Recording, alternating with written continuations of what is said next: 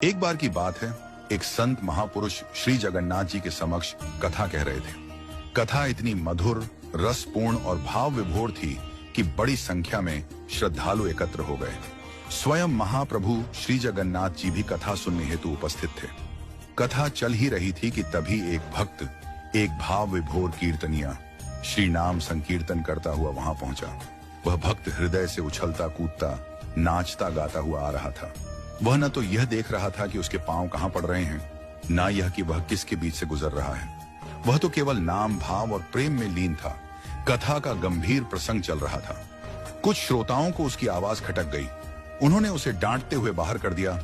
अरे बाहर जा, तू कथा सुनने नहीं दे रहा। और जैसे ही उन्होंने उस भक्त को बाहर निकाला, गर्भगृह में विराजमान श्री जगन्नाथ जी ने अपने कपाट बंद कर लिए। पूरा परिसर स्तब्ध रह गया।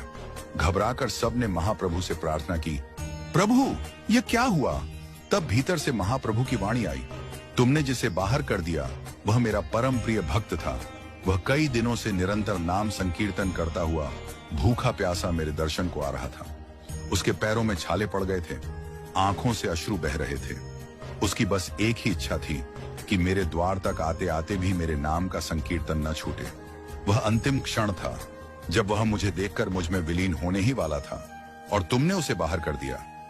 श्रोताओं ने कहा, प्रभु कथा चल रही थी, उसमें व्यवधान नहीं होना चाहिए था। तब महाप्रभु बोले, कथा तुम मुझे ही सुना रहे थे ना, तो कथा बाहर जाकर करो।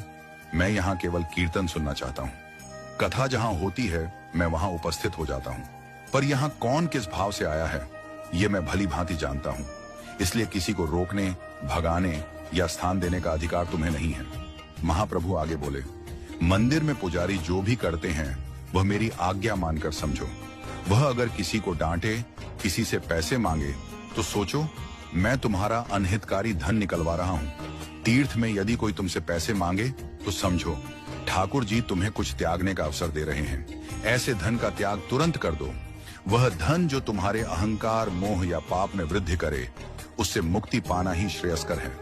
और तभी से एक परंपरा बनी, कथा गर्भगृह से बाहर होगी। मंदिरों में केवल कीर्तन होगा, क्योंकि ठाकुर जी को कथा नहीं, भाव युक्त कीर्तन प्रिय है। महाप्रभु सदा भुजाएं पसारे खड़े रहते हैं, जैसे कीर्तन की मुद्रा में। उनका मन कीर्तन में ही रमण करता है। शास्त्रों में वर्णन है, जो भाव में डूबकर कीर्तन करता है वह स्वयं को पवित्र करता है और पूरे विश्व को भी। आप सोचते होंगे कि महाप्रभु स्वयं कीर्तन में नाचते हैं, पर सच ये है कि जब हम हरे कृष्ण कहते हैं तो ठाकुर जी हमारा नाम लेते हैं। जो उनका नाम लेता है वे उसका नाम गाते हैं।